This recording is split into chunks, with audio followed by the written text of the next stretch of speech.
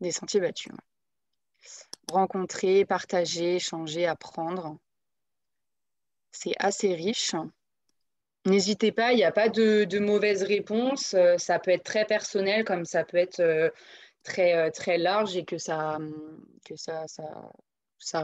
fasse écho, on va dire, à tout le monde.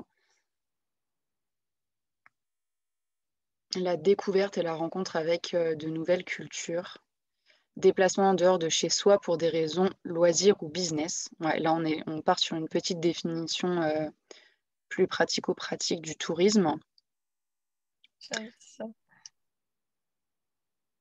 N'hésitez pas si vous voulez intervenir, il y a aucun souci.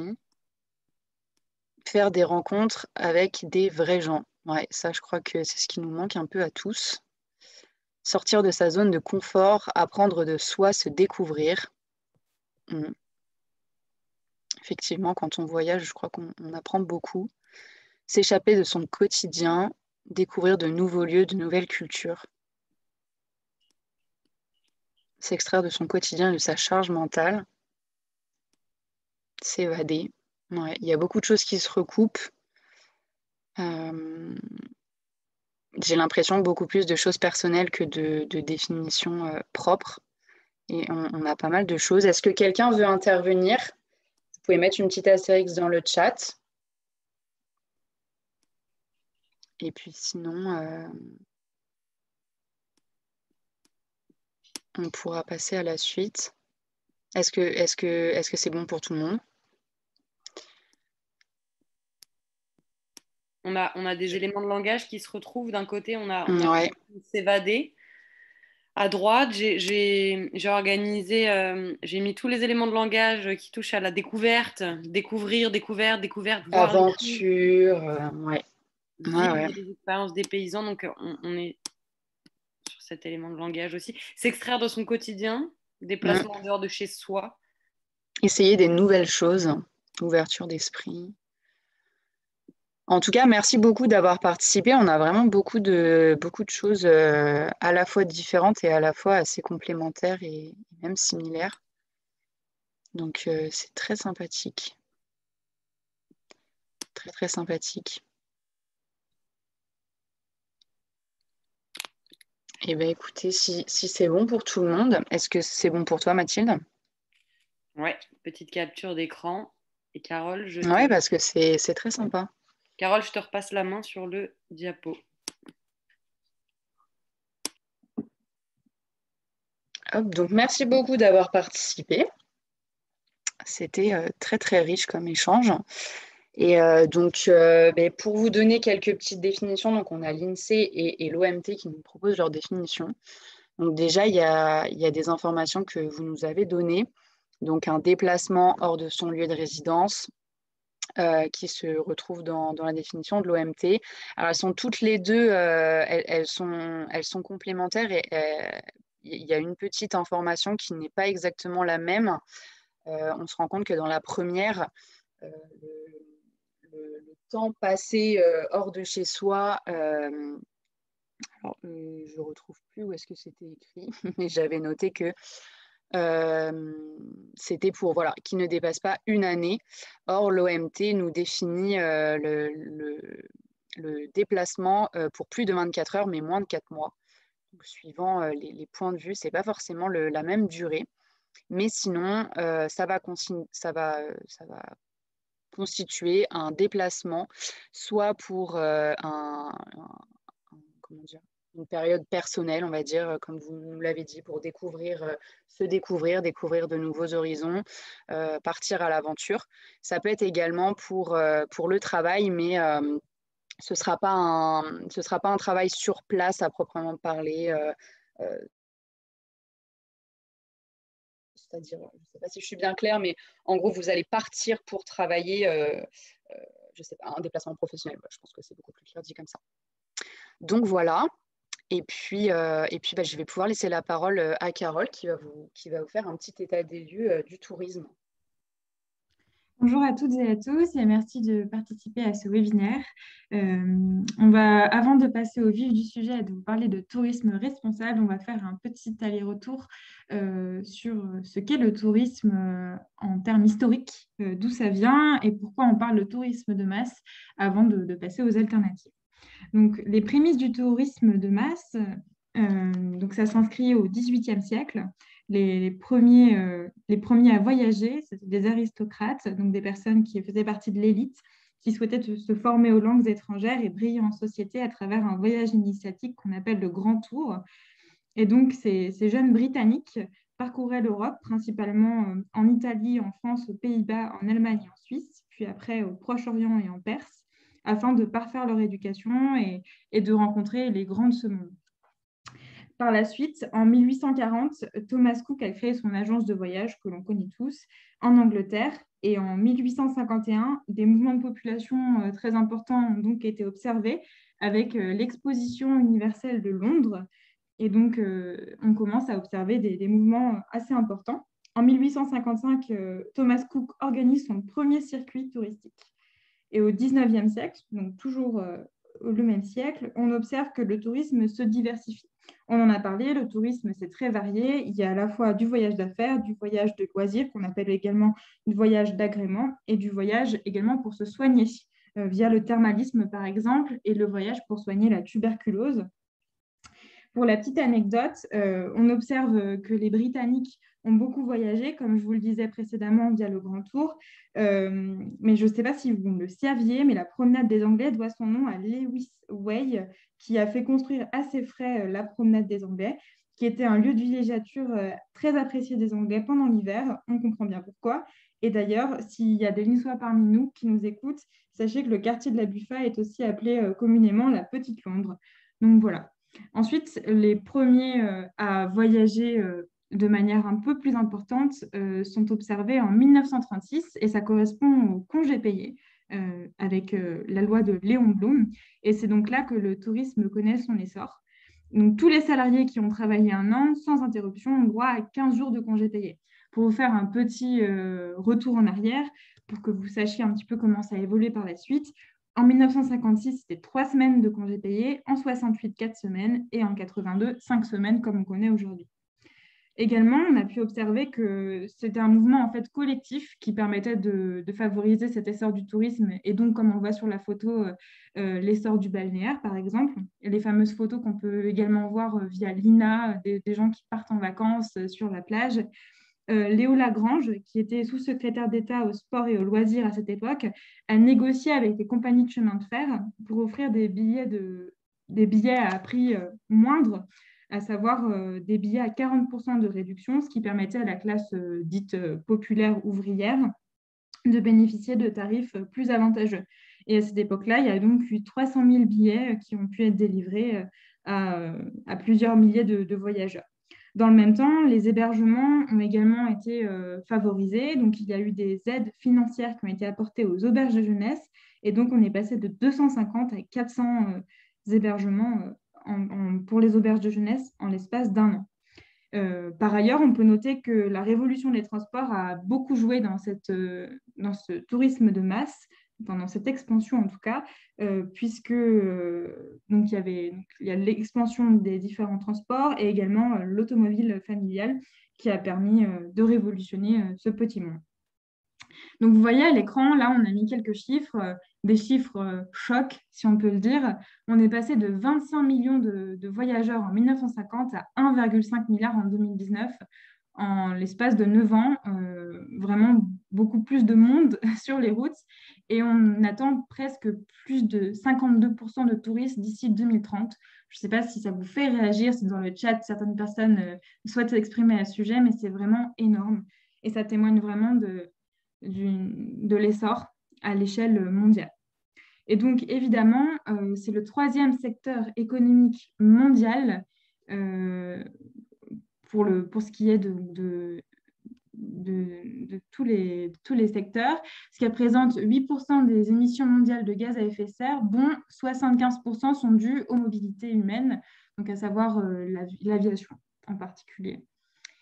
Alors, je ne sais pas si parmi vous, certains sont surpris du chiffre, mais on estime à 52% des détritus en Méditerranée qui seraient liés au tourisme, ce qui a des conséquences absolument effroyables pour la faune et la flore. Et également, sur le plan humain, on observe que 20 000 logements en location classique seraient devenus des meublés touristiques en l'espace de 5 ans. C'est un véritable problème puisque du coup, on observe que certains habitants vont devoir être délogés et quitter la ville dans laquelle ils résidaient initialement. Et je vais y revenir. Il y a des exemples classiques, notamment Vénexodus. Alors, je ne sais pas si vous aurez reconnu à travers ce mot-là, mais c'est l'exode de Venise pour les habitants, les Vénitiens. Donc, pour revenir sur les émissions de gaz à effet de serre, on considère que c'est l'empreinte carbone du tourisme qui est générée par tout ce qui est acheté par les touristes sur leur lieu de vacances, la nourriture, l'hébergement, le shopping, mais surtout les transports. Donc là, vous avez 2 photos. Je ne sais pas si certains d'entre vous le reconnaissent. Si vous le souhaitez, vous pouvez vous manifester tout de suite dans le chat. Sinon, je peux faire taire le suspense. À votre gauche, vous avez une photo de Barcelone, les bunkers du Carmel, avec cette ce magnifique graphe qui est une vraie manifestation de la colère des personnes qui vivent à Barcelone. Et à votre droite, vous avez une photo de Venise. Pour vous parler en chiffres et que vous compreniez l'ampleur du phénomène, Venise, ça représente 30 millions de touristes par an. 2 tiers des emplois sont liés au tourisme et une taxe a donc été créée il y a quelques années pour faire face à cet afflux de population qui visite. Donc cette taxe, elle varie selon la pleine saison. Elle est entre 2,5 et 10 euros. À Barcelone, il y a 32 millions de touristes, donc ça c'est les chiffres 2017, ce qui représente 20 fois plus que les résidents. Donc là, vous comprenez bien pourquoi est-ce qu'on parle du problème, par exemple, d'Airbnb, du fait qu'il y ait énormément de logements qui sont inoccupés et qui ne sont pas donc possibles pour pour lesquels il n'est pas possible de le loger pour la population, ce qui fait monter évidemment le prix des loyers. Ça représente pour autant 65 000 emplois directs, donc 12 à 15% du PIB de la municipalité. Voilà pour moi. Je laisse la parole à Lisa qui va vous expliquer un petit peu quelles sont nos alternatives pour contrer ce tourisme de masse et devenir un touriste plus responsable. Oui. Donc déjà, qu'est-ce que c'est un tourisme responsable? C'est un tourisme qui tient pleinement compte des impacts économiques, sociaux et environnementaux actuels et futurs, en répondant aux besoins des visiteurs, des professionnels, de l'environnement et des communautés d'accueil. Et donc, dans ce tourisme responsable, on va voir qu'il y a en fait plusieurs notions avec la pyramide. Je peux changer de diapo. Oui. Donc, en fait, ce qu'on voit sur cette pyramide, c'est que à sa base, c'est le tourisme durable, qui est une notion très large. Et à chaque étage, en fait, on va rajouter des conditions. Et donc, petit à petit, la définition devient de plus en plus complète et de plus en plus, compliquée à avoir. Donc, d'abord, le tourisme durable, lui, il a été défini en 92 et il fait partie de l'agenda 21 qui a été défini au sommet de Rio.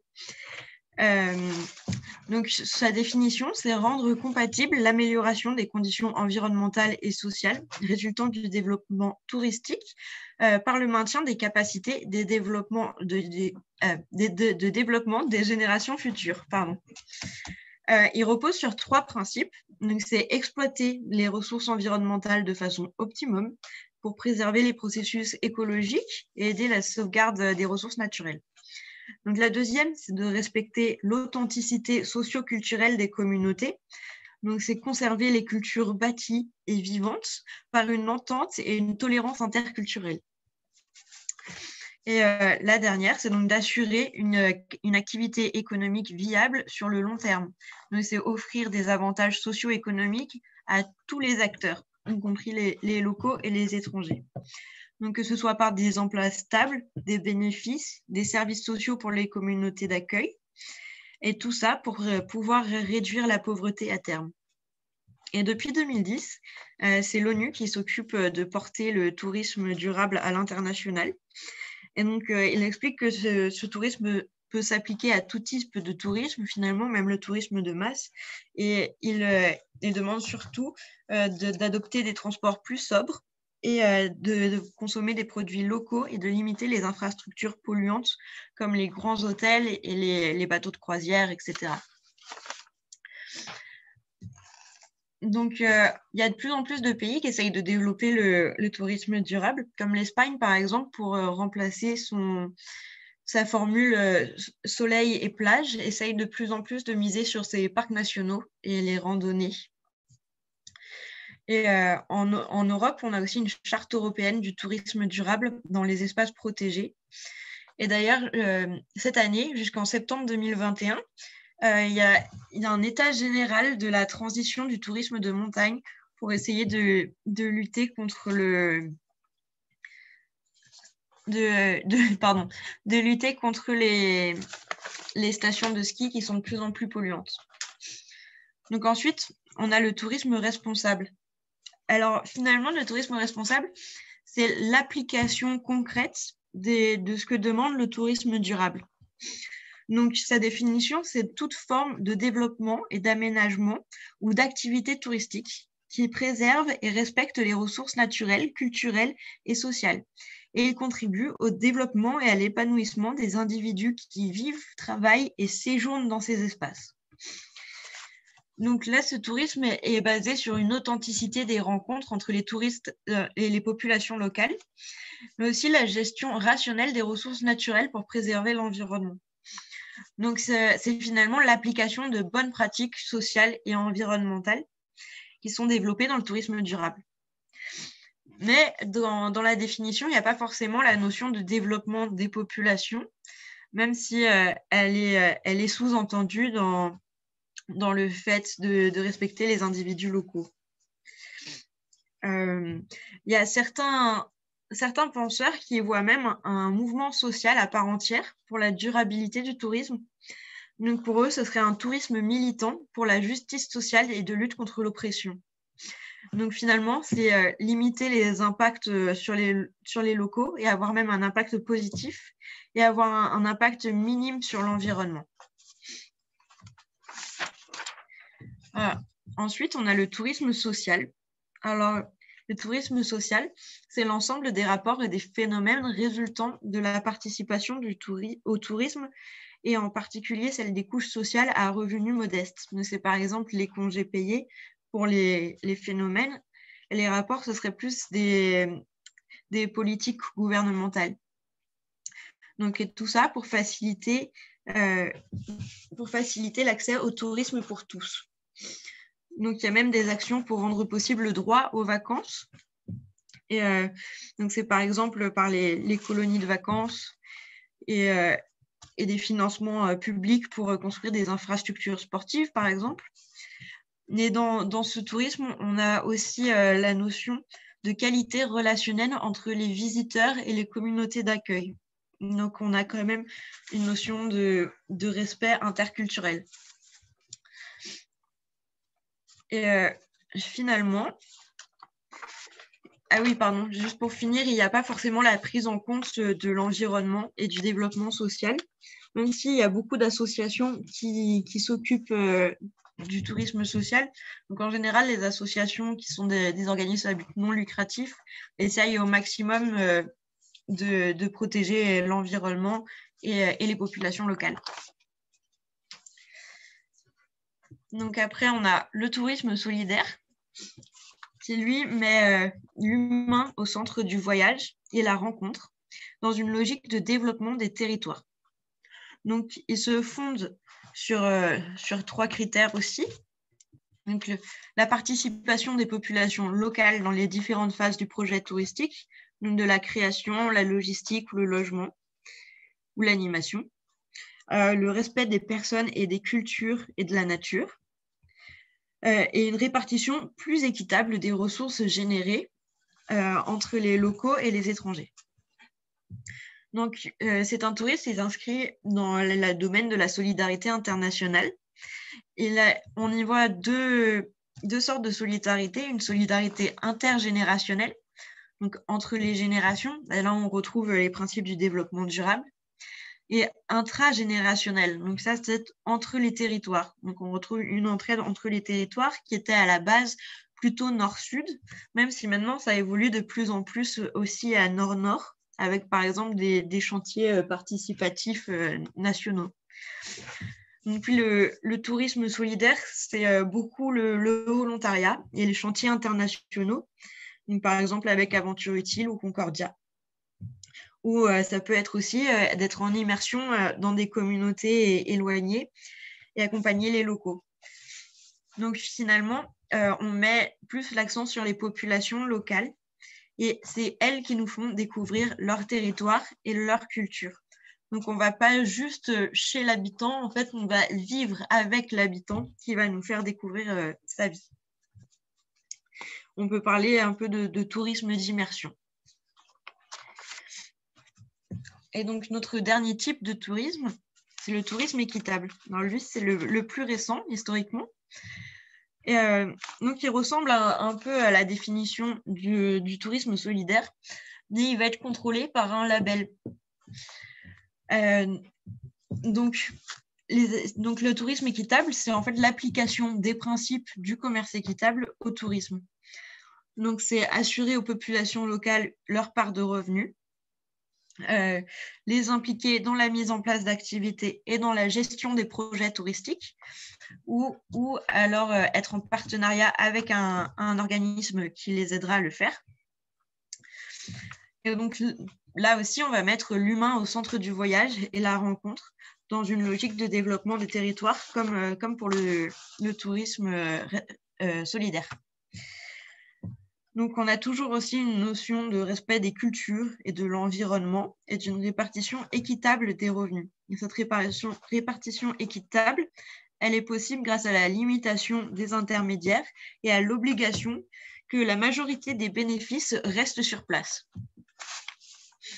Donc, le label de tourisme équitable, lui, repose sur 8 critères qui sont une appartenance à des opérateurs de l'économie sociale et solidaire, une rémunération équitable et concertée, donc on retrouve la notion de prix juste qu'on a dans le commerce équitable, des temps de rencontre et d'échange avec la population locale, un hébergement chez l'habitant ou en petite hôtellerie, une relation durable avec des partenaires et des prestataires.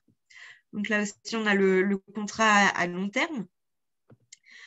On a des groupes de 12 touristes maximum pour garder l'équilibre local, mais aussi rendre possible l'échange pour chacun. Et on a aussi le financement de projets solidaires et à intérêt collectif locaux. Donc là, on retrouve aussi l'idée de la prime au développement qui est présente dans le commerce équitable.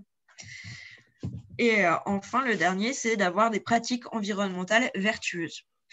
Et donc, pour obtenir ce label, il y a une évaluation qui se fait sur plus de 50 critères. Et c'est une audit qui est faite par 2 organismes. Donc, Terreau, qui est un bureau d'études expert en commerce équitable, et ID Territoire, qui est un cabinet de conseil et d'ingénierie pour le développement local qui est spécialisé dans le tourisme.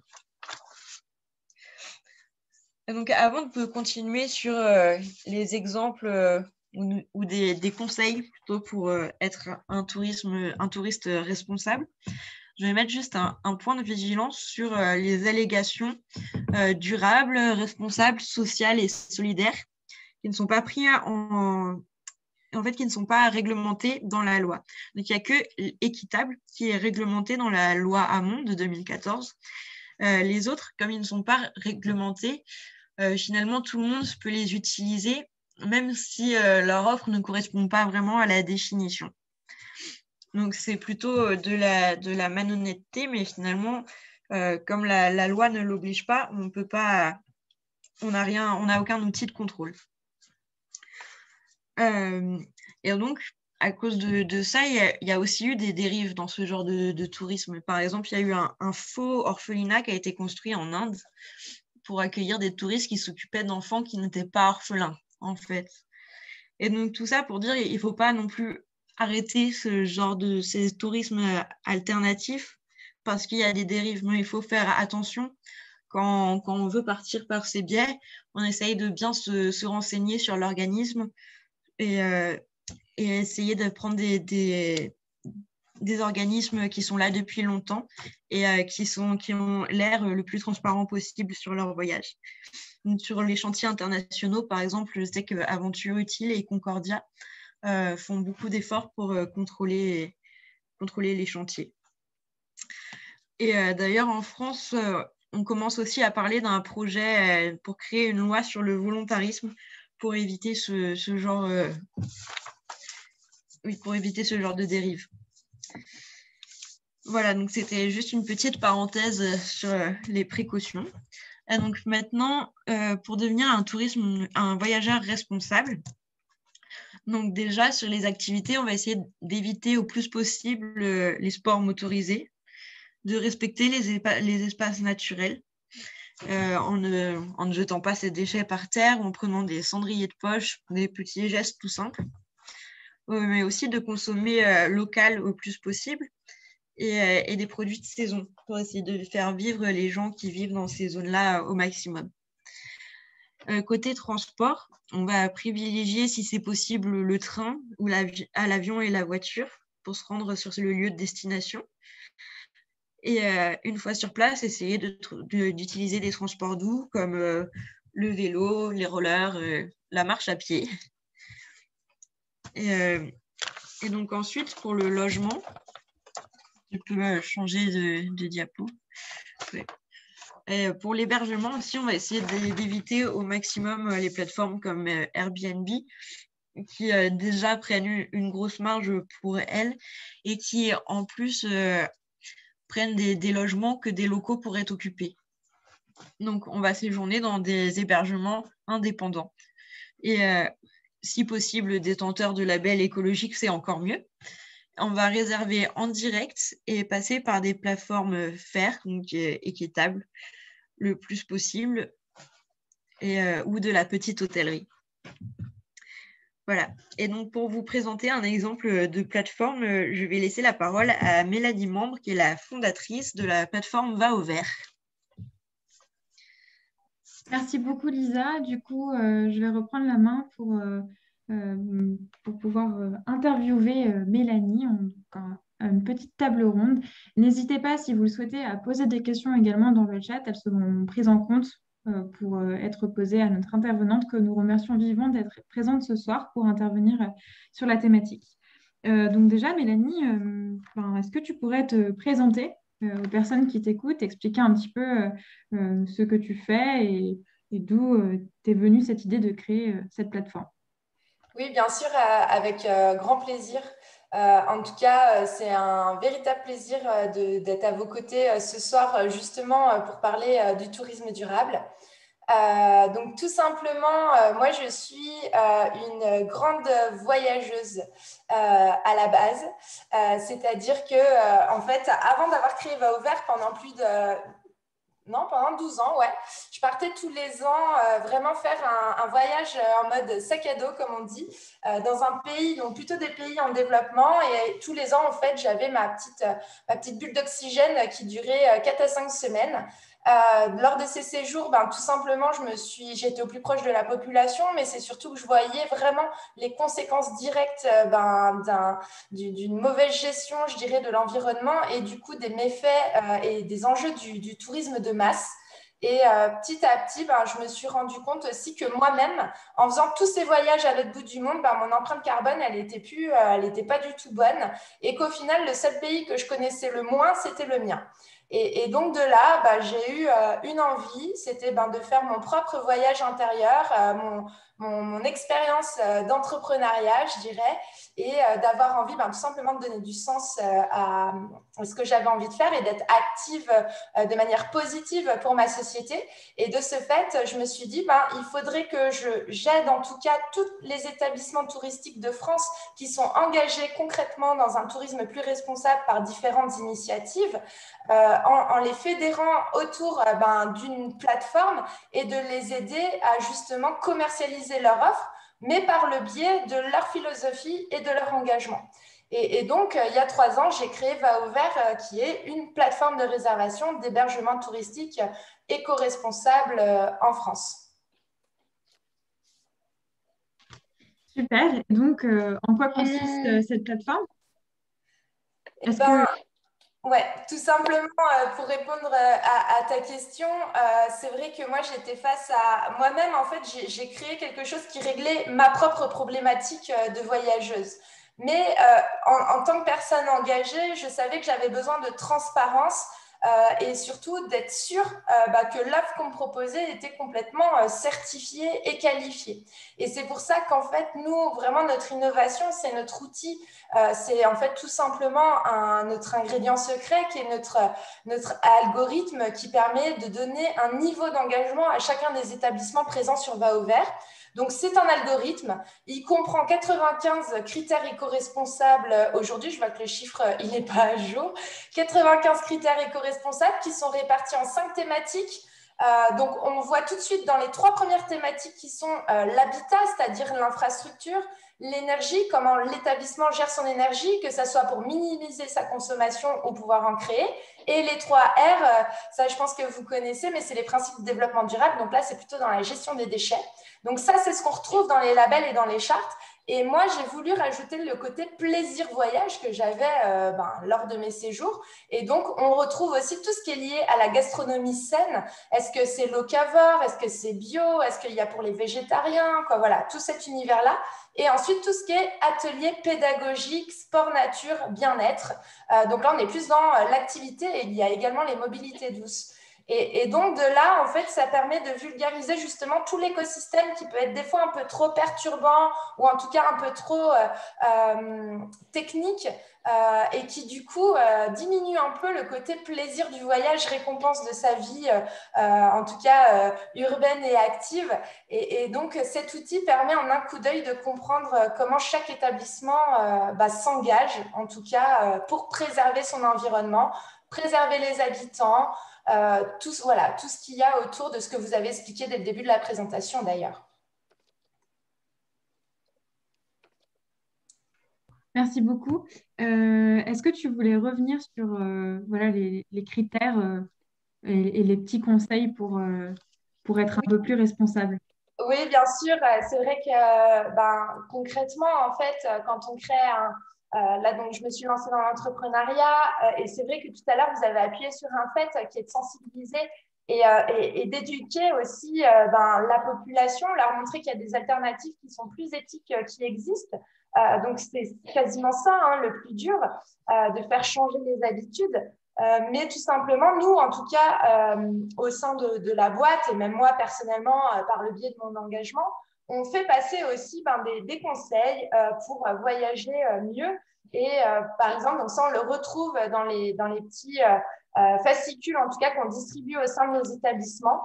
Mais voilà, pour nous, on a fait les 10 commandements du voyageur éco-responsable pour aider justement le visiteur à être beaucoup plus participer en tout cas à un tourisme qui n'abîme pas les lieux. Hein. Moi, je parle souvent le meilleur des voyages, c'est quand la seule trace qu'on laisse, en effet, c'est celle de son empreinte, c'est le numéro 5. Donc, de 1, c'est se faire du bien et du bien à la planète, hein, parce que le voyage, c'est un plaisir personnel, c'est une ouverture d'esprit, c'est un enrichissement. Mais le faire en faisant du bien aussi à la planète, je vous jure que le plaisir est décuplé fois 15. Rester dans le droit chemin, pourquoi ça? Ça, c'est le respect de la biodiversité. En effet, par exemple, dans les zones protégées, les parcs naturels de notre joli pays, il ne faut pas sortir des chemins tout simplement parce qu'il y a des espèces protégées et marcher dessus, ça pourrait les abîmer. Voyager, c'est manger local. Ça, clairement, moi, en tout cas, c'est le truc numéro 1 quand je choisis mes destinations parce que, je ne sais pas, peut-être parce que je suis bourguignonne, mais en tout cas, le voyage, la découverte passe par le côté culinaire. Donc, j'adore découvrir les spécialités de chaque endroit. Faire des rencontres, on l'a vu lors de votre première étape avec les petits post-it. D'ailleurs, j'ai adoré l'idée et je garde pour plus tard. Mais en effet, c'est l'échange. c'est la rencontre, c'est se rendre compte en fait de ce que vivent nos voisins, vivent les autres. Et en fait, tout simplement pour prendre conscience qu'on est un citoyen de la planète, qu'on fait partie d'un même monde. Son empreinte comme seule trace, et ben là, c'est tout simplement repartir avec tous ces déchets, ne rien laisser, parce que tout à l'heure, moi, j'ai été assez épatée par le chiffre de la Méditerranée. Celui-là, je le connaissais pas et ça renforce encore plus mon envie et mon engagement. Ne laisser que des miettes, et ben là, on continue plutôt dans le zéro déchet. Préparer sa trousse de toilettes, là, il y a plein d'alternatives et on le sait aujourd'hui, il y en a plein qui sont utilisées où en fait, l'idée, c'est d'oublier le plastique. Donc, plutôt être sur des solutions solides, avoir ses contenants durables, les réutiliser, etc. Compenser ses émissions, ça, c'est, je dirais, presque le dernier point d'un séjour, c'est calculer. Peut-être que c'est un peu embêtant au début, mais tout simplement, il y a plein de calculateurs. Nous, chez nous, on utilise celui de la Fondation Good Planet de Yann Arthus Bertrand, où il a un calculateur pour le voyage. Donc, ça permet de prendre en compte en tout cas le transport, parce que comme vous l'avez dit tout à l'heure, 70% des émissions de gaz à effet de serre du voyage proviennent du transport. Et tout simplement, ça prend en compte son empreinte carbone et ça propose une compensation financière pour participer à un programme de compensation carbone sur la planète. Prévoir son prochain séjour, là, bien sûr, parce qu'on sait qu'à la fin d'un séjour, on n'a qu'une envie, c'est de repartir. Et du coup, savoir comment on veut le faire et de la bonne manière. Et comme vous l'avez dit tout à l'heure, c'est en choisissant soit en direct et d'être avec l'autre en direct pour avoir le meilleur des accueils, ou sinon être sur des plateformes qui sont responsables et engagées. Et partager son expérience. Alors ça, pour moi, c'est le point le plus important, tout simplement parce qu'on a plein de choses. En fait, il y a plein de préjugés dans le tourisme responsable. Et aujourd'hui, en fait, il faut simplement faire comprendre que voyager plus durable, ça ne veut pas dire voyager dans de mauvaises conditions, ça ne veut pas dire voyager pour beaucoup plus cher que la réalité. Donc voilà, il faut parler de son expérience et dire que voilà, cet enrichissement humain, en fait, il a tout compensé. Je peux parler aussi de ça. Oui, c'est super intéressant, vraiment. On pourrait te laisser parler pendant des heures et des heures. Et du coup, je voulais savoir un petit peu, est-ce que tu pourrais nous expliquer pourquoi l'hébergement, en quoi l'hébergement c'est important et déterminant lorsqu'on voyage et en particulier lorsqu'on veut parler de responsabilité? Bien sûr, alors pour moi, pourquoi je me suis mise sur cette spécificité, en tout cas de la location de la nuitée, donc vraiment sur l'ancrage, parce que tout simplement, l'établissement qu'on va choisir, que ce soit un camping, un gîte, une chambre d'hôte, un hôtel, au final, c'est le fil rouge de son séjour. C'est l'endroit où on part tous les matins et où on revient tous les soirs. Donc, pour moi, en tout cas, c'est le meilleur moment pour le touriste d'échanger avec l'autre qui, au final, est un ambassadeur de son territoire. Il a tout à fait conscience justement des enjeux où c'est lui qui a les meilleures adresses, les meilleures recommandations pour passer un bon séjour. Et tout à l'heure, vous avez parlé de 8% des gaz à effet de serre pour l'industrie du tourisme. 70% certes proviennent du transport, et dont surtout l'aérien, mais 21% proviennent de l'hébergement. Parce que comme vous l'avez dit aussi dans vos lignes, et ça c'est assez rare d'être souligné, donc merci de l'avoir dit, mais c'est en fait vraiment l'impact provient de la consommation du touriste sur place. Imaginez un bon Français qui prend un séjour all-inclusive en République dominicaine et qui, dans son super hôtel tout compris, va manger que des plats français. Et là, vous comprenez que du coup, l'empreinte carbone, elle est x15. Et c'est pour ça que tout simplement, quand vous séjournez dans un établissement, il faut vraiment manger local parce que de un, les retombées économiques arrivent sur le territoire et sont en direct. Et de deux, vous avez cette découverte des spécialités. Et là, ce que vous êtes en train de montrer à l'écran, c'était vraiment des chiffres qui appuient qu'à l'époque, donc là, c'est des chiffres qui datent de 2018, imaginez ce qu'a fait la période que nous sommes en train de traverser, donc ça a vraiment été accélérant, mais déjà en 2018, il y avait cette prise de conscience, cette tendance qu'en tout cas, la population et le grand public étaient tout à fait intéressés à découvrir une autre manière de voyager. Tout simplement, il y en a marre en fait d'être un peu pris pour des moutons et de rentrer dans des circuits qui sont tout faits, où on est parmi la population et qu'on n'a même pas vraiment ce ressenti concret de la vraie vie sur place. Et au final, la vraie plus-value d'un voyage, on l'a vu lors des post-it, c'est cet enrichissement personnel.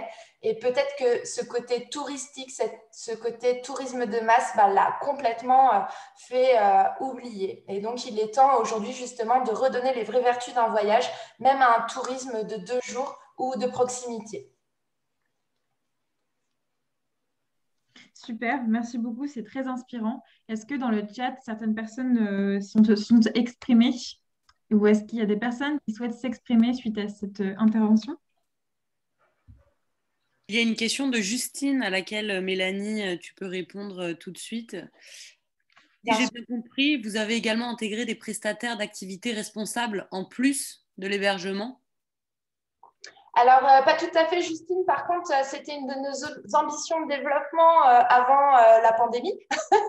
Donc, ça reste vraiment dans nos idées très proches, c'est-à-dire fin d'année, voire l'année prochaine. Aujourd'hui, il y a uniquement de la nuitée et du séjour sur toutes les typologies. Et bien sûr, nous allons enrichir notre offre par les activités de loisirs, de découverte, des ateliers pédagogiques, de la mobilité douce, etc. Pourquoi? Parce que on a besoin aussi d'offrir une expérience globale, vraiment sur cette veine éco-responsable, pour comprendre justement tout l'intérêt, comme je disais, des bienfaits plutôt ressentis d'un voyage de ce type.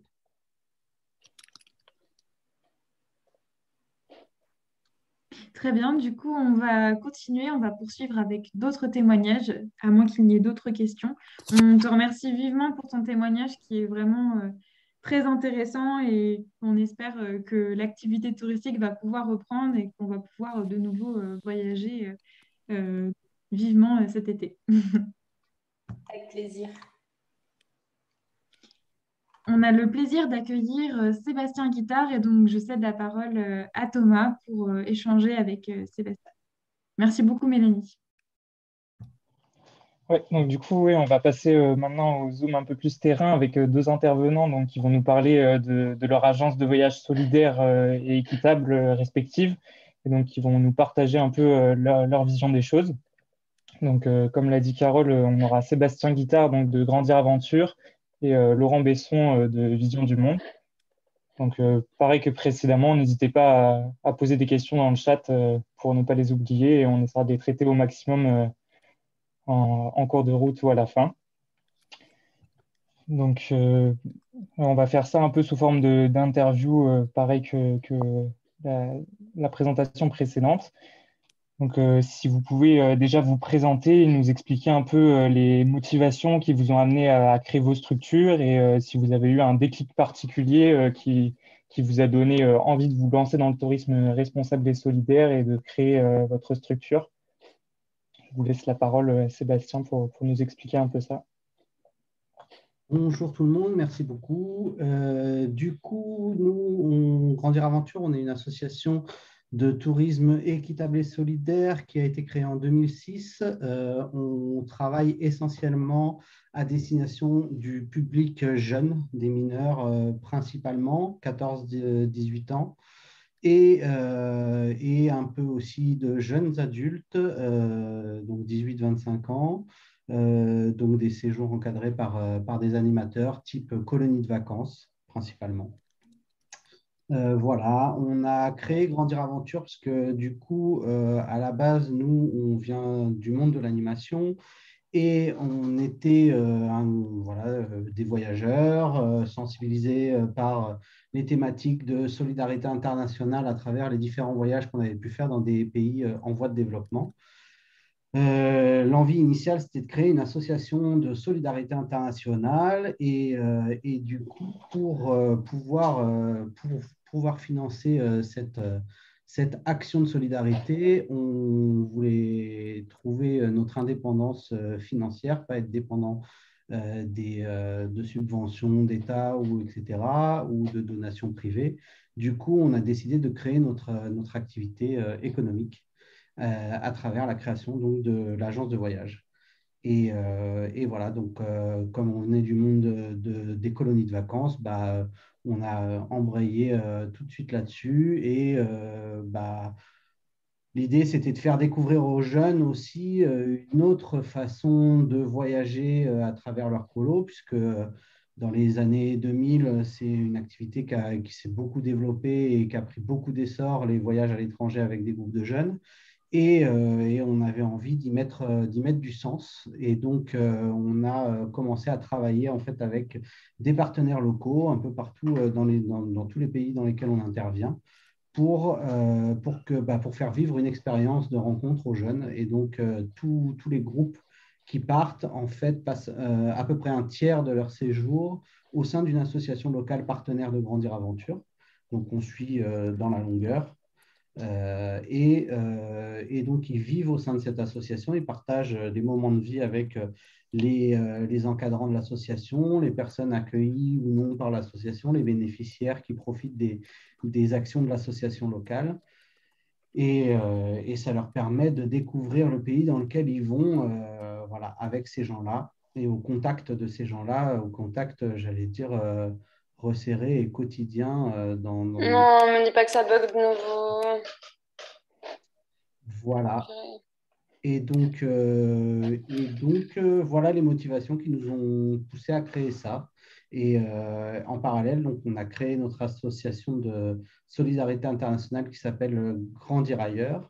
Et donc, comme on l'expliquait précédemment par rapport à la labellisation de la TES, un des critères est donc la mise en place d'un fonds de développement. Et donc, nous, notre fonds de développement, en fait, il est géré par l'association Grandir ailleurs, qui suit tous nos partenaires dans les pays en voie de développement et qui donc se charge de répartir les sommes générées par l'activité touristique au sein des projets qu'on soutient. Ok, merci beaucoup. Est-ce que, Laurent, vous voulez échanger aussi sur ça et expliquer comment vous avez eu envie de créer votre structure et si vous avez eu un déclic particulier, une rencontre particulière qui vous a amené à créer votre association, enfin, votre agence? Parce que je vois là, ça ne va pas être très original, je vois que tous les… En fait, on est des passionnés, en fait, on est dans un métier de passionnés quand même. C'est vrai que quand on vend du voyage, c'est plus agréable que de vendre des salades minutes. Hein. Et donc, du coup, effectivement, on a des structures qu'on gère, qu'on anime. Ben, c'est le fruit un peu d'un parcours souvent personnel et voilà, c'est des métiers passion.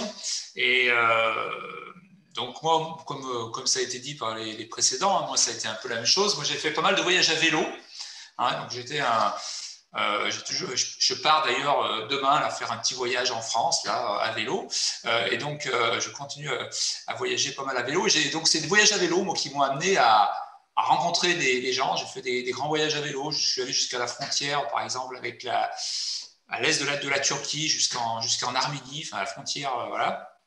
Et donc, des voyages où on rencontrait énormément les gens. Le vélo, c'est un formidable outil pour rencontrer. Hein. On est parti avec une tente, on s'en est quasiment jamais servi, on était accueillis tous les jours chez l'habitant. J'ai fait des voyages comme ça aussi en Scandinavie, en Afrique du Nord, etc. Et c'est vrai que ça m'a donné l'idée, je me suis dit, et pendant ces voyages à vélo, on rencontrait des gens qui voyageaient en tourisme de masse, qui étaient parqués dans des autocars et qui passaient de site en site et qui étaient… et on discutait un petit peu avec eux, on les croisait des fois sur quelques sites.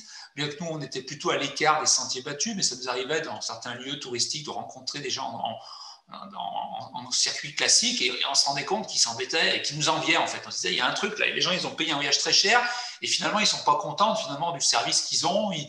Ils ne rencontrent pas les gens. Enfin, alors que nous, on était tous les soirs chez l'habitant, on était dans l'est de la Turquie, on était accueillis chez les gens, enfin, c'était fabuleux. Et donc, en retour, ça m'a… Moi, j'étais étudiant à l'époque, j'ai mis ça dans le coin de ma tête. Et puis après, c'est une rencontre avec des paysans de l'Atlas marocain lors lors d'un séjour au Maroc, parce que je voyageais pas mal. Et j'ai eu des paysans marocains qui avaient un peu le même constat, mais de l'autre côté de la Méditerranée, qui voyaient passer des touristes, mais qui avaient finalement peu de retombées pour les populations locales. Il y avait des touristes qui passaient, y compris sur du tourisme de randonnée, tel qu'il se pratiquait déjà dans l'Atlas marocain. Mais finalement, les randonnées dans l'Atlas marocain, c'était souvent des nuits en bivouac. Donc, ça faisait effectivement travailler des muletiers, etc. Mais les gens souvent dormaient en bivouac. Bon, des fois, ils laissaient quelques dirhams aux propriétaires du champ pour pouvoir planter les tentes. Mais finalement, la nourriture, elle était achetée à Marrakech. Enfin, il y avait relativement peu de retombées, y compris dans du tourisme de randonnée tel qu'il se pratiquait à l'époque. Et donc, nous, ces Marocains nous ont interpellés en nous disant, nous, on aimerait bien faire un tourisme où les gens restent plus longtemps dans les vallées, où ils se posent un peu dans les villages, et pour qu'il y ait des retombées plus conséquentes pour les villageois. C'est comme ça qu'est née Vision du Monde, donc de ces voyages à vélo et de cette rencontre avec des paysans de l'Atlas marocain qui nous ont un peu tiré la main. Et j'aime bien cette idée-là, que finalement, le voyage, c'est une rencontre, hein, et y compris dans nos structures, hein, ces rencontres, elles sont prépondérantes, elles ont été déterminantes dans la création de nos structures. Après, au niveau des voyages que l'on propose, nous, on est sur un public plutôt adulte, hein. On a un volet voyage scolaire, mais c'est un petit peu à part. Mais historiquement, on est plutôt sur du voyage adulte. Donc, on n'est pas sur du chantier, hein. Ça a été évoqué dans la première partie. Là. Dans le tourisme solidaire, il y a aussi du chantier solidaire. Nous, ça reste du tourisme de découverte, hein. Par contre, c'est un tourisme, effectivement, où on va mettre on va construire notre métier, c'est de construire des voyages qui vont permettre à des voyageurs d'être confrontés à l'autre et la culture de l'autre, en fait, hein. Donc, ça passe notamment à travers des petits groupes, hein, on est sur des tout petits groupes, de l'hébergement chez l'habitant, au plus proche des populations locales, hein, vraiment pour partager leur quotidien, hein.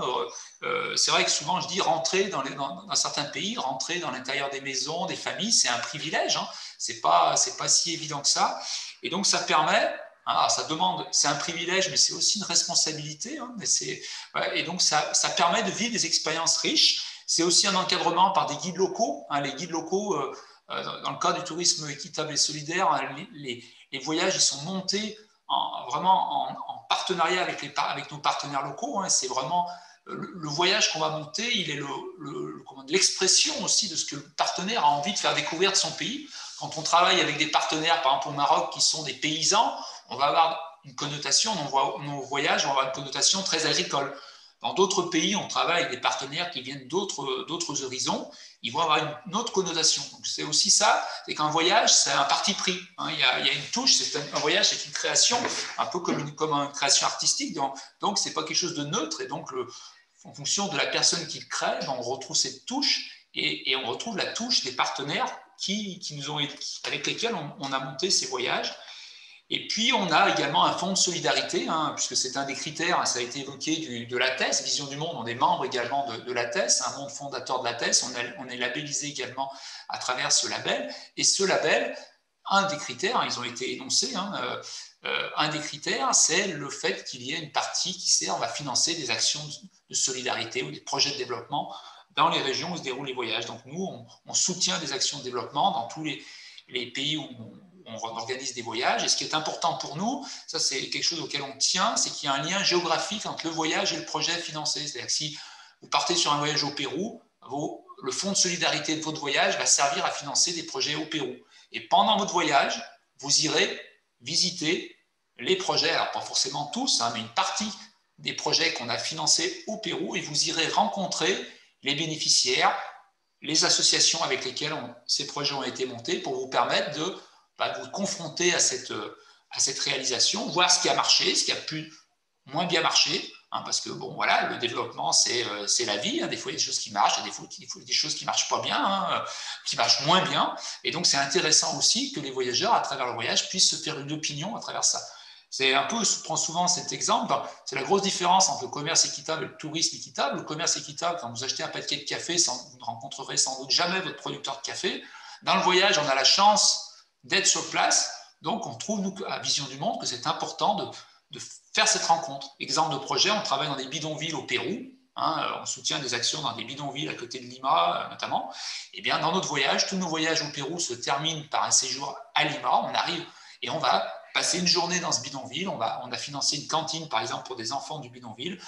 Les voyageurs vont prendre un repas dans la cantine, vont voir une des crèches. Alors, on tourne, il y a plusieurs crèches. On ne va pas toujours dans la même pour ne pas perturber le travail des enseignants. Donc, on fait attention à ce que en gros, chaque école va avoir 1 ou 2 groupes dans l'année. Donc, on fait attention aussi à l'équilibre. Il ne s'agit pas de transformer les écoles en zoo. Voilà.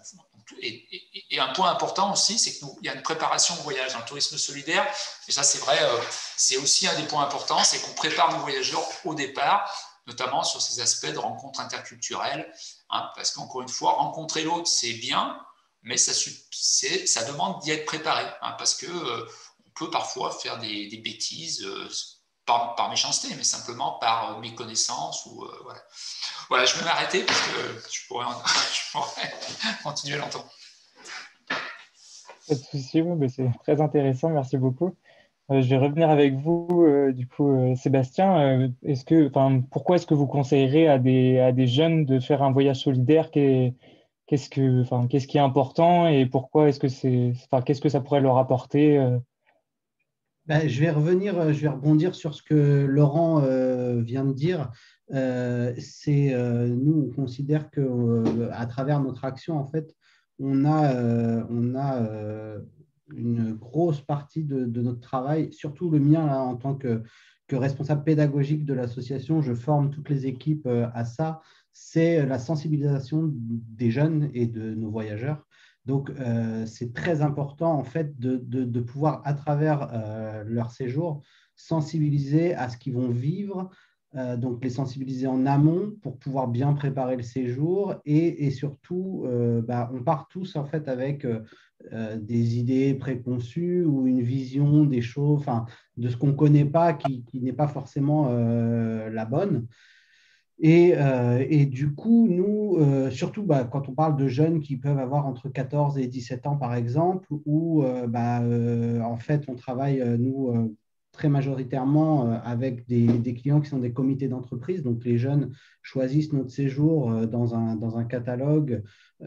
Et en fait, souvent, ils voient séjour solidaire, tourisme équitable et solidaire. Et dans leur imaginaire, très majoritairement, ce qu'on note, nous, dans les premiers contacts qu'on a avec eux, c'est qu'ils vont aller dans un pays en voie de développement, ils vont aller aider, ils vont aller faire des chantiers. On parlait beaucoup de chantiers aussi tout à l'heure, etc. Donc, nous, on travaille à sensibiliser et surtout à casser un peu ces a priori-là. Et en fait, le retour qu'ils en ont à la fin de leur voyage, quand on fait le bilan avec eux, quand les équipes font le bilan avec eux de leur séjour, c'est que justement, ils partaient avec certains a priori, mais le séjour leur a permis de changer, de comprendre qu'en fait, ils ont autant appris qu'ils pensaient qu'ils allaient, eux, plutôt apporter comme aide, etc. Et donc, c'est marrant de voir en fait à quel point ils se rendent compte pendant ces 15 jours, 3 semaines de voyage, que en fait, c'est peut-être eux qui ont le plus changé pendant ces jours et grâce à cette expérience, plutôt que les personnes qui vont aller rencontrer qui voulaient aider à travers des projets, etc. Et voilà, ça c'est assez intéressant de le voir. Et ça, on peut un peu le quantifier parce qu'on suit pas mal les jeunes qui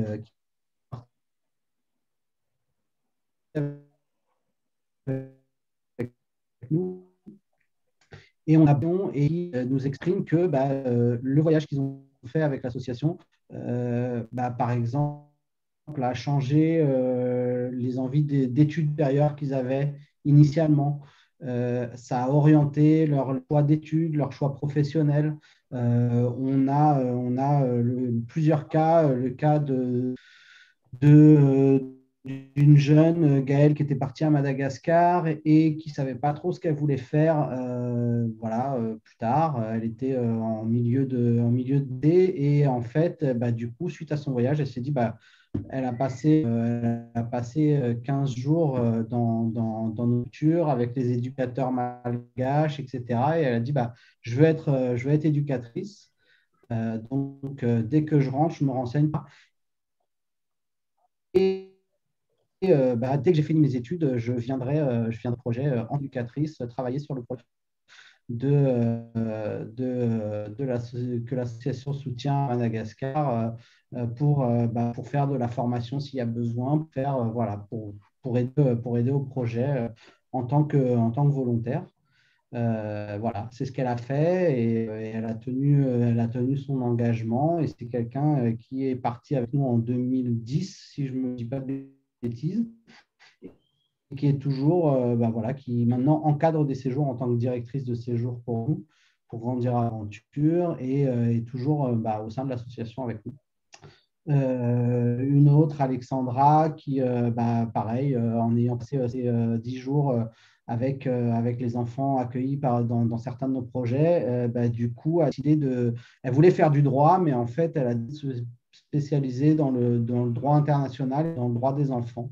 Voilà, pour pouvoir apporter sa petite pierre à l'édifice. Voilà, donc c'est quelques petits exemples comme ça de jeunes, mais on en a beaucoup qui, à travers les séjours qu'ils ont faits, et à travers ces émotions fortes et ces rencontres fortes, et surtout grâce au temps qu'ils ont passé avec les gens. Et c'est pour ça qu'on insiste beaucoup sur le fait de passer comme ça 2 jours, et de changer d'endroit tous les jours. Et voilà, donc ça leur permet en fait de prendre conscience de certaines réalités, de faire des vraies rencontres, de pouvoir tisser des liens avec des personnes et de réfléchir sur eux-mêmes et de réfléchir à ce qu'ils veulent faire plus tard. Et ça, c'est une partie de notre travail qu'on considère importante, très, très importante. Merci beaucoup pour les exemples que vous nous avez donnés. On comprend mieux maintenant pourquoi c'est important de le faire. Et donc, c'est déjà quelque chose d'important pour nous personnellement, parce que ça peut nous ouvrir les yeux et orienter, comme vous l'avez dit, de futurs métiers ou de futures possibilités. Mais il faut dire aussi que c'est tout autant important pour les populations locales. Donc là, je vais peut-être laisser la parole à Laurent d'expliquer en quoi le voyage responsable, ça peut aider tout autant les populations locales et comment vous, avec votre agence, vous participez à des projets en commun et comment on peut parrainer des personnes peut-être. Alors, en fait, le principe je dirais qu'il y a 2 aspects en fait, de comment le tourisme solidaire et équitable va améliorer le quotidien des populations locales. Il y a à travers la juste rémunération de l'activité touristique, parce que donc, les gens qui vont accueillir nos voyageurs, les gens qui vont les guider, etc., on s'engage, comme dans le cas du tourisme, du commerce équitable, à les rémunérer de façon juste, en fait. Donc, c'est-à-dire généralement, on les paye au-dessus de ce qui se pratique dans le tourisme classique. Et puis, voilà. Donc ça va leur permettre d'améliorer leur quotidien à travers une rémunération équitable et d'améliorer leur vie et celle de leur famille. Et puis, il y a l'aspect du fonds de développement, qui est ce complément qui va servir chez Vision du Monde, c'est 3% du prix du voyage, qui va servir à financer des actions, des projets de développement ou des actions solidaires qui, elles, sont plutôt collectives. Non, avec ce fonds de développement, on ne va pas aider une famille en particulier. J'aime pas le terme d'aider, on va pas soutenir, on va un projet particulier d'une famille en particulier, mais plutôt des projets collectifs, et là qui vont bénéficier à l'ensemble de la population. Je prends un exemple. Je parlais tout à l'heure d'un projet dans un bidonville à côté de Lima, où là, on a financé un réfectoire pour les enfants des crèches. Il y a 5 crèches qui ont été créées dans 5 quartiers du bidonville.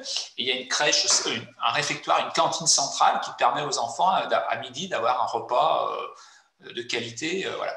Et typiquement, ça, c'est un projet qui bénéficie à un grand nombre de personnes, et voilà, y compris des personnes qui n'ont aucun lien ou très peu de lien avec l'accueil de voyageurs.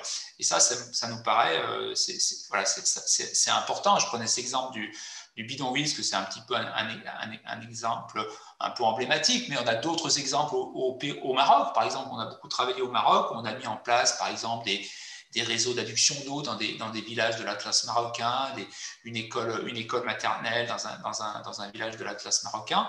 Et donc, là, pareil, on comprend très bien que les enfants qui vont à l'école de maternelle, certains peuvent être des enfants de guides qui travaillent avec nous, des familles qui nous accueillent, mais évidemment, tous les enfants du village vont dans cette école et ça permet de toucher beaucoup de monde. Et ce qui est important aussi, c'est que le tourisme, on sait que c'est une activité fragile. On le voit malheureusement aujourd'hui, extrêmement fragile, à plein d'aléas. Bon, là, il y a cette crise majeure aujourd'hui, mais moi, ça fait une vingtaine d'années que je travaille dans le tourisme, et régulièrement, il y a des problèmes sur des destinations, des problèmes géopolitiques, etc.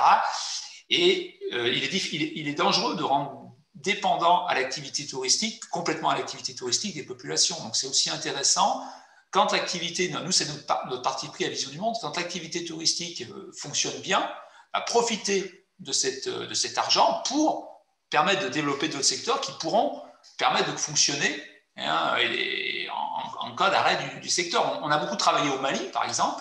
Aujourd'hui, évidemment, ça fait pratiquement 10 ans qu'on ne fait plus de voyage au Mali. Pourtant, les projets qu'on a mis en place au Mali, on avait par exemple des coopératives de femmes, etc.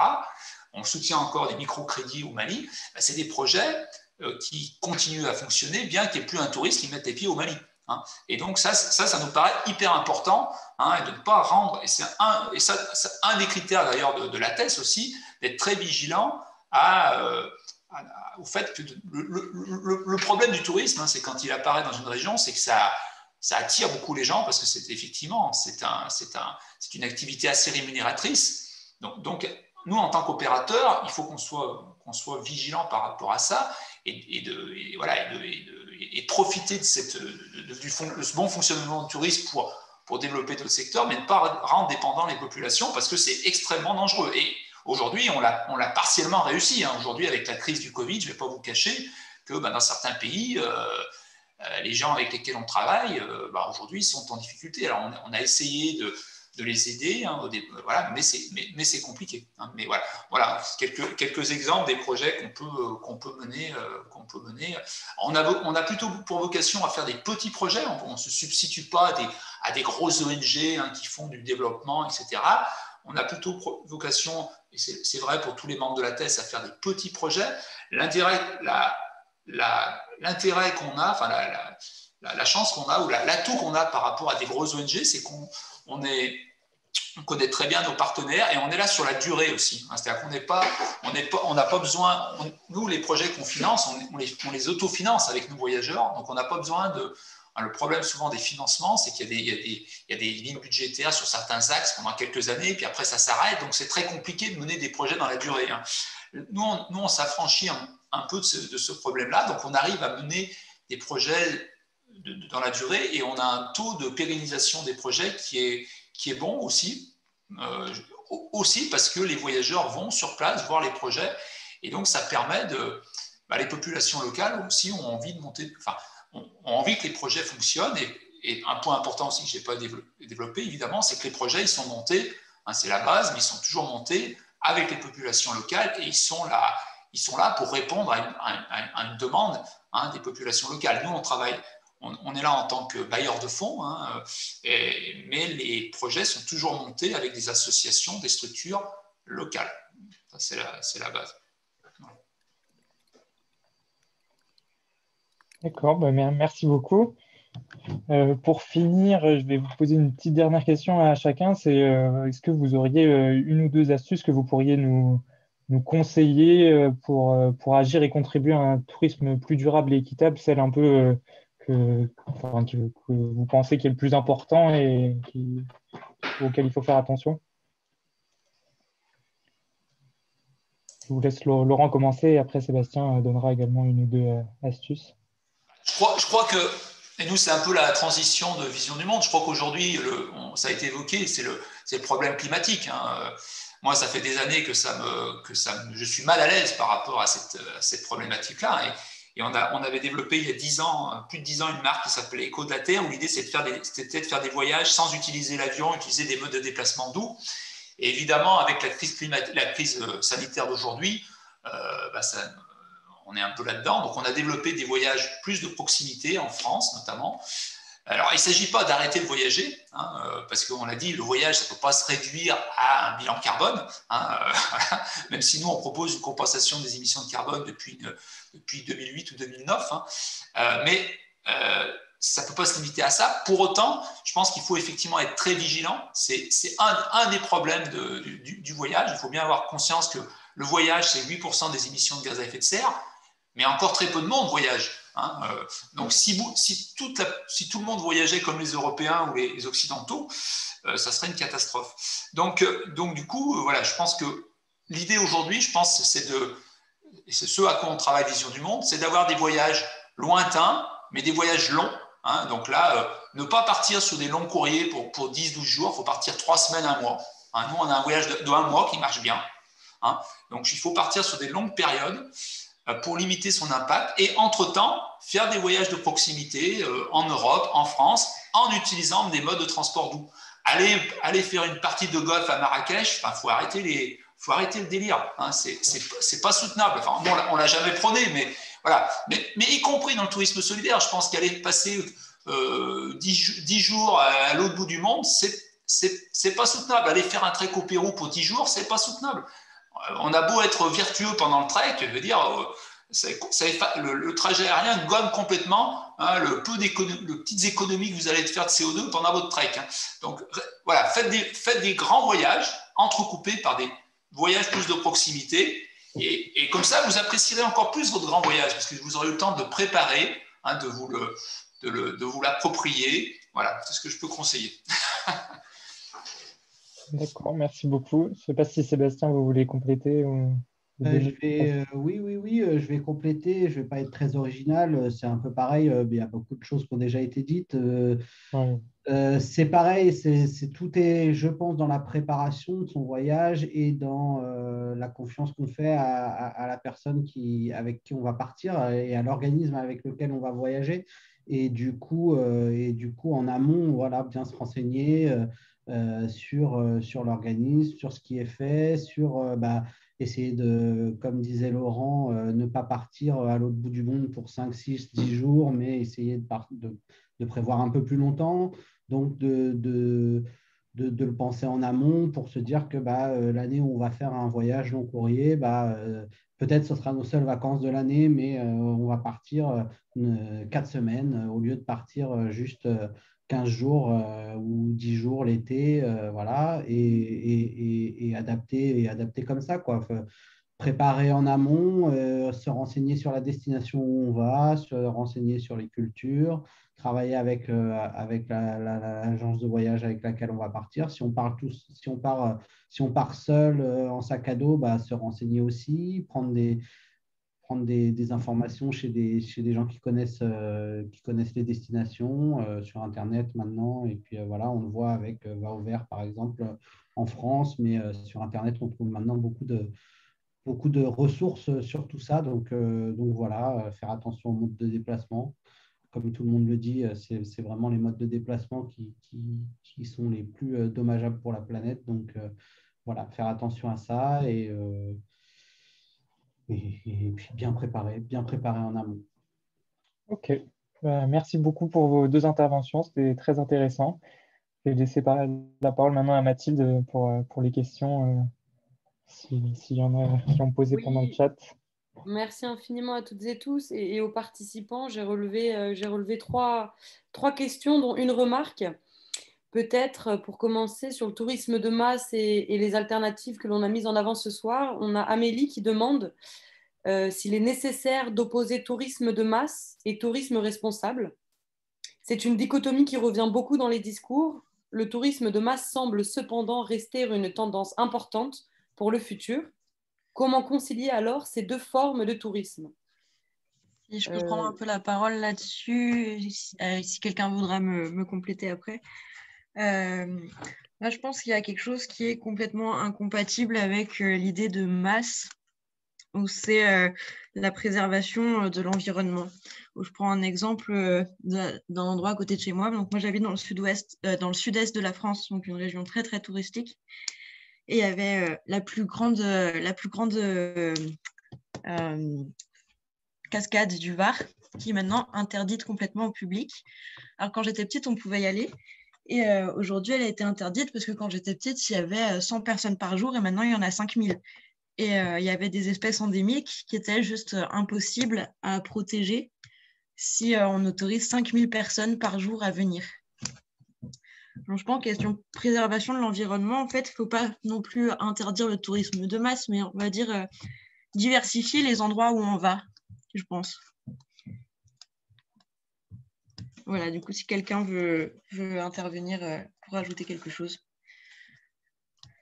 Moi, je peux intervenir rapidement aussi. Il y a l'environnement, mais il y a aussi les populations qu'on va rencontrer. On peut opposer un peu, nous, du tourisme de masse, si vous voulez, dans les associations avec lesquelles on travaille, on peut pas. C'est des structures qui ne peuvent pas accueillir beaucoup de monde à l'année, quoi. Donc, effectivement, on ne pourra jamais faire du tourisme de masse et garantir en fait quelque chose qui va être vraiment un lien et une rencontre de qualité avec les gens sur place, quoi. Voilà. Merci. Je vois que Mélanie, tu réagis en disant tout est question de répartition des flux. Et on a eu une remarque, je ne sais pas si tu veux réagir maintenant, mais il y a eu une remarque intéressante de Arifone. Arifone qui a écrit les villes qui ont subi le tourisme de masse, comme Barcelone, Amsterdam, et on pourrait en citer énormément. Ces villes-là ont mis en place un destination management ou capacity management pour mieux gérer les flux de touristes. Et oui, bien sûr que je peux réagir parce qu'en fait, c'est vraiment ça l'enjeu. C'est comme tout à l'heure, quelqu'un qui parlait du sud-est de la France, où on sait qu'il y a aussi beaucoup de personnes qui arrivent d'un coup au moment des lavandes ou des tournesols. Voilà, on a ces images. Après, il y a aussi un gros rôle qui se joue de la part des médias sociaux, justement, avec aussi les influenceurs qui détournent un peu les vraies vertus du voyage vers juste un voyage de représentation et qui permet tout simplement de se donner une constance sociale auprès des autres. Donc là, on voit que c'est plus du tout tourné sur l'individuel et l'ouverture d'esprit, mais plutôt sur l'image sociale qu'on peut renvoyer. Et le tourisme de masse, pour rester vraiment sur le sujet, l'importance tout simplement, et c'est ça que certaines destinations sont en train de faire, Barcelone, bien entendu Venise, et Venise les premiers, surtout qui se sont fait l'événement un peu marquant, c'est le moment où il y a eu un croisiériste qui est venu défoncer le port de Venise, quoi. Bref, voilà, on voit bien quand il y a trop de monde au même moment, et en effet, les vertus du voyage, elles disparaissent. C'est un peu chercher une comparaison, parce que moi, j'aime beaucoup comparer, ça permet de comprendre plus facilement. C'est un peu comme si vous allez chez votre kiné, quoi. Moi, perso, je suis allée vers un kiné il n'y a pas longtemps, parce que voilà, je faisais du sport et j'avais besoin de remettre quelques petits trucs en place. Et en gros, je suis tombée chez un kiné qui avait 4 salles de massage en même temps, avec 4 clients en même temps. Il restait vers moi 5 minutes et il partait et il tournait. Et le retour, tout simplement, c'est qu'on a l'impression de ne pas être pris en considération et de ne pas avoir 100% de l'expérience. Et c'est vraiment ça aussi qui est important. Et la masse aussi, la contrepartie, c'est que ça abîme la biodiversité, ça embête les habitants. Donc, en fait, si on arrive à mieux générer, je dirais, les têtes de gondole vraiment du tourisme, c'est-à-dire pas parler, par exemple, que de la floraison du mimosa, par exemple, dans le Var, mais parler, je ne sais pas, de fêtes un peu plus, un peu moins connues, mais qui permettrait aussi de redonner d'autres couleurs aux endroits, aux destinations. Et on sait bien qu'on a la chance en plus d'être dans un pays tempéré, où on a 4 saisons, où on a la possibilité de découvrir 4 environnements de manière différente. Et vraiment, en fait, c'est ça, quoi. C'est éviter d'aller là où il y a le plus de flux pour justement apporter à la fois ce côté bien-être de son propre voyage et en plus, pas embêter les lieux et préserver la biodiversité. Arifone, vous voulez réagir ? Oui, merci Mathilde, merci Mélanie, je suis tout à fait d'accord avec vous. Je crois que maintenant, il faut tenir compte en fait de l'expérience aussi bien des touristes qui visitent les sites, mais aussi des habitants. Et de plus en plus de villes maintenant font des sondages ou font des requêtes de la part des habitants parce qu'il faut que l'expérience ait un impact positif pour aussi bien les habitants que pour les voyageurs. Et sur les destinations dont vous parliez, que ce soit dans d'autres pays, c'est quelque chose maintenant dont on tient beaucoup en compte. Il faut que tous les deux, qu'il y ait un équilibre, comme j'ai vu, pour les visiteurs et pour les habitants. C'est tout à fait ça, parce que là, en fait, on est en train de se rendre compte que le meilleur ambassadeur d'un territoire, c'est son habitant. Et si cet habitant, d'un coup, il devient fier de sa destination, qu'il soit aussi impliqué dans le partage de ses connaissances, de sa culture, et au final, c'est là où je pense qu'on aura retrouvé en tout cas l'équilibre de la vraie création du voyage à l'époque, comme l'ont expliqué l'équipe de Fer au tout début. Ou au moment des congés payés, c'était ça, c'est qu'en fait, on allait à la rencontre de l'autre et on allait surtout se mettre à sa place grâce à ses conseils, grâce aux échanges, grâce aux découvertes, que ce soit culinaires, environnementales. Et là, en fait, ce qui s'est passé avec le tourisme de masse, c'est que ça a monté la population contre cette manne économique, parce qu'il ne faut quand même pas oublier que c'est quand même une manne économique pour des territoires. Tout à l'heure, quand on entendait qu'à Venise, c'est 2/3 quand même des retombées économiques, c'est quand même juste énorme. C'est-à-dire que si demain, ils arrêtent, là, par contre, ils sont un peu dans la cata, surtout que c'est un lieu qui est historique, qui a besoin beaucoup de rénovation et d'entretien. Donc, il faut retrouver cet équilibre. Et si on est en lien et droit, en tout cas, avec ses habitants, ses propres locaux, ceux qui portent toute l'image de cette destination, c'est à mon avis là qu'on retrouvera vraiment cet équilibre recherché par ce tourisme équitable. Oui, et je voudrais aussi rajouter par rapport à ce que disaient nos intervenants sur les voyages qu'ils organisent, et de plus en plus de destinations maintenant évitent effectivement d'avoir des joueurs de golf pour un week-end. Au contraire, ils essayent maintenant de retenir les voyageurs, et ils vont maintenant peut-être changer la façon dont on va mesurer les performances du tourisme, non plus en nombre de nuitées ou de visiteurs. Mais ce qu'il faut prendre en compte, c'est la durée du séjour, parce qu'un visiteur qui reste longtemps, comme vous disiez, va consommer beaucoup plus sur place et va créer plus de richesses et va éviter bien sûr tout ce qui est empreinte carbone. Donc, c'est tout ce que nos intervenants disaient tout au début. Merci beaucoup pour ces échanges et merci pour cette remarque Arifon dans le chat.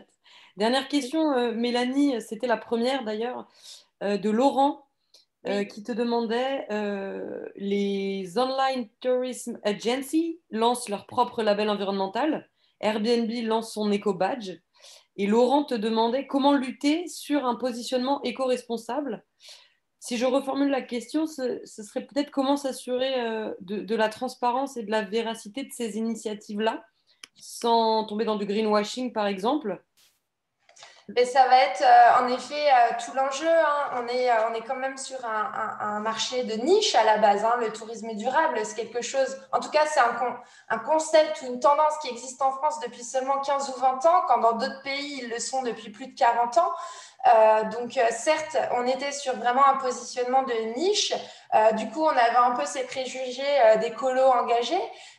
Et là, d'un coup, tout le secteur, tous les institutionnels, les destinations, les politiques appuient que désormais, c'est la stratégie officielle de la France d'aller sur un tourisme responsable pour se diversifier par rapport aux pays européens ou aux autres pays du monde.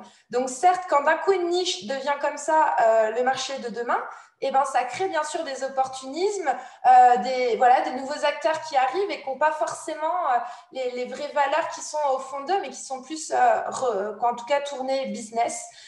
Donc là, pour moi, quoi qu'il en soit, je pense que ça revient au rôle et à la responsabilité du consommateur de fouiller justement les choses qui leur permettent de trouver cette transparence et surtout de prendre peut-être un peu plus de temps, d'arrêter d'être sur le pratique, la facilité par les grands acteurs qu'on connaît où la machine est rodée depuis des dizaines d'années, mais justement d'aller prendre du temps, d'être curieux, d'aller chercher les alternatives et d'essayer justement ces services-là où il y a une retombée économique sur le territoire ou en tout cas aussi responsable comme on peut le voir avec les autres interlocuteurs qui participent dans les territoires qu'ils visitent. Mais voilà, je pense que là, pour le coup, c'est vraiment le choix du consommateur et c'est là-dessus que ça reposera. Et c'est sûr, nous, c'est clair que depuis le début, voilà, on a notre indice va au vert qui permet d'apporter la certification de notre offre. Si demain Booking sort son filtre vert, et ça le fera, hein, ça arrive, hein, je crois que c'est même déjà présent depuis quelques semaines. Après, c'est soi-même face à son miroir.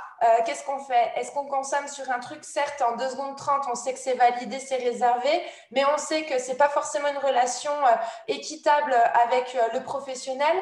On sait que c'est une entreprise qui ne paye pas forcément ses impôts en France. On sait qu'il n'y a pas forcément la collecte de la taxe de séjour. Voilà. Après, c'est à nous justement de s'éveiller. Aujourd'hui, on a tous les médias pour le faire. On a ces échanges comme vous l'avez organisé vous aujourd'hui. Et voilà, il faut être force aussi du changement pour demain. Et tout le monde doit être acteur justement de ce changement. Merci Mélanie. De rien. C'est beau. Bravo, bravo. Je t'avais dit que je partais dans la philosophie. J'adore. On est pile dans les temps, peut-être. Je suis désolée, tout à l'heure, vous parlez des acteurs, de la façon de faire, de ce qu'ils proposent, mais en fait, qui c'est qui décide? C'est le consommateur.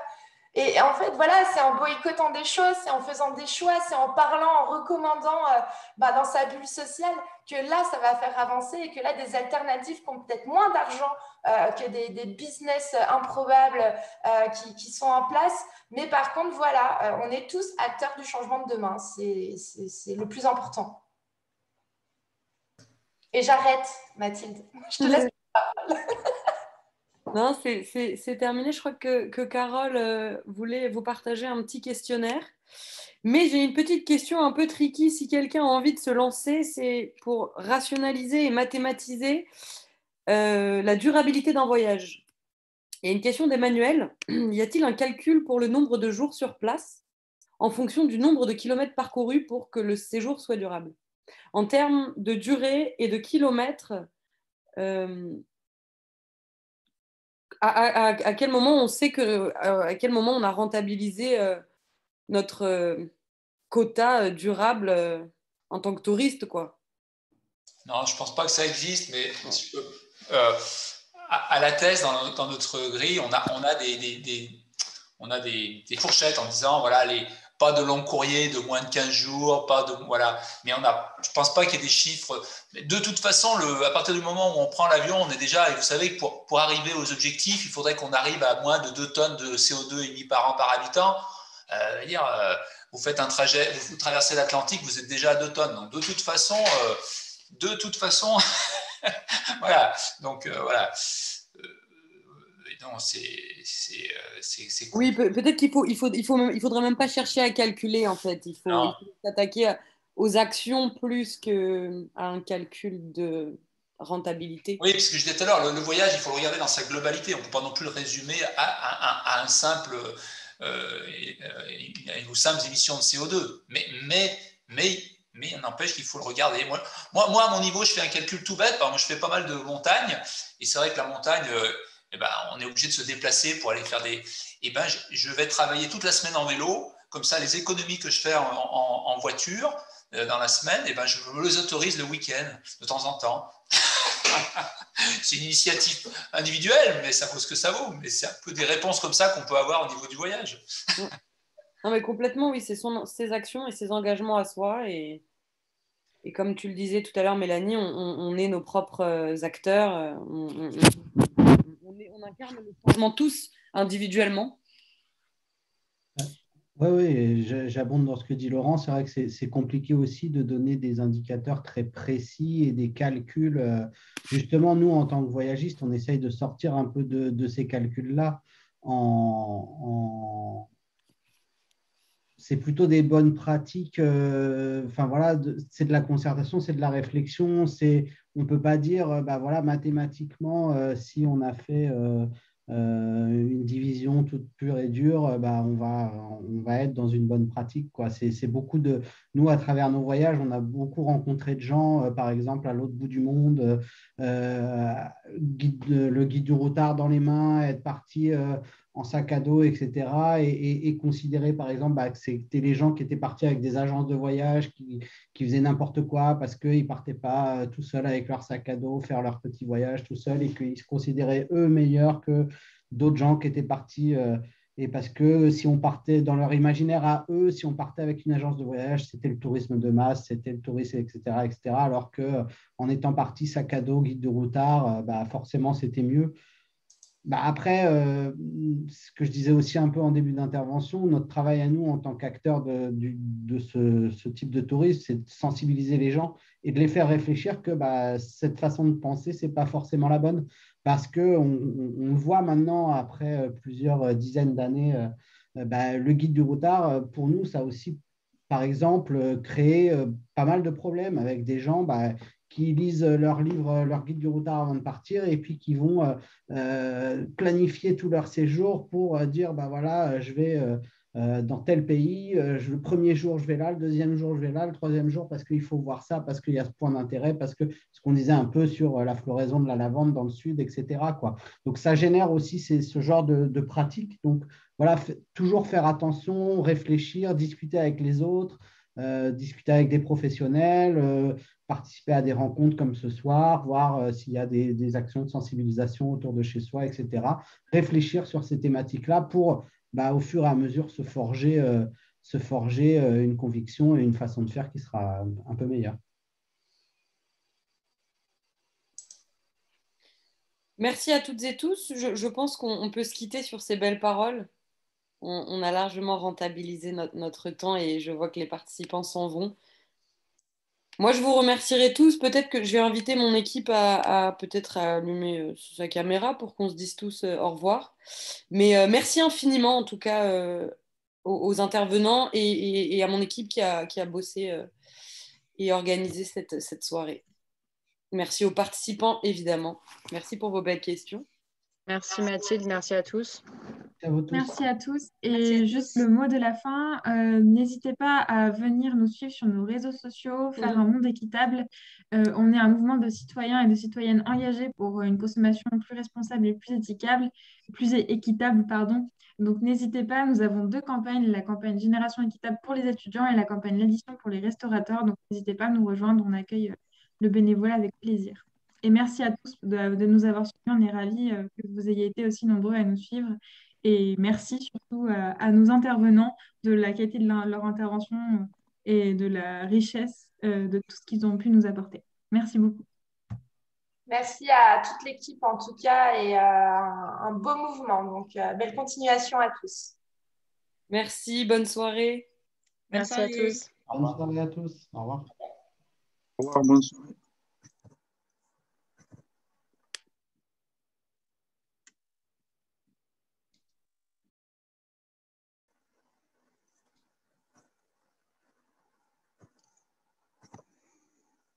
Carole?